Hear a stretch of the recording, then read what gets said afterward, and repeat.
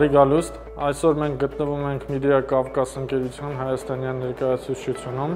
որտեղ մենք ստեղծել ենք ջեռուցման և հովացման համակարգերի ցուցասրահ լաբորատորիա։ Ցանկանում եմ ձեզ ներկայացնել վերջին ժամանակների ամենահայտնի տեխնոլոգիաներից մեկը։ Հաճախ երբ մենք ցանկանում ենք տանը ունենալ առավելագույն հարմարավետություն, անհրաժեշտություն է առաջանում մի քանի սենյակները տաքացնել կամ հովացնել միաժամանակ։ Թերևս արտաքին բլոկը տեղադրելու համար տարածքը սահմանափակ է։ Այսօր ես ուզում եմ ներկայացնել ձեզ այդ խնդիրների լավագույն լուծման մասին,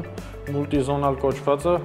բազմագոտի համակարգի մասին։ Ինչ է բազմագոտի համակարգը։ Համակարգը կարող է բաղկացած լինել մեկ արտաքին և մեկից մինչև 5 ներքին բլոկներից, որոնք կարող են աշխատել միաժամանակ միանգամից բոլորը կամ միայն մեկը։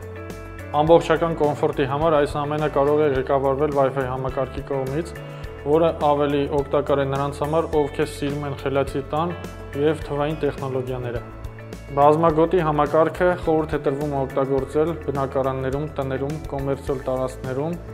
և ընտանեկան տիպի հյուրանոցներում։ Բազմագոտի համակարգերի առավելություններն ու առանձնահատկությունները։ Հաճախ մենք նկատում ենք շենքերի պատշգամբները և ֆասադները, որտեղ տեղադրված են 2-3 կամ ավել արտաքին բլոկներ,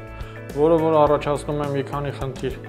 Ոչ միայն ճարտարապետական տեսքի խաթարում, այլ նաև խանգարում է սպասարկմանը և աղմուկ է առաջացնում։ Այս խնդիրները արդիական են նաև առանձնատներում, որտեղ անհրաժեշտ է սառը և տաք հոտը բաշխել ոչ միայն տարբեր սենյակներում, այլ տարբեր հարկերում։ Արտաքին բլոկները տեղադրելով պատերին, ոչ միայն խաթարում ենք ճարտարապետական տեսքը, այլ դրանցից առաջացած աղմուկը ստեղծում է մի շարք անհարմարավետություններ։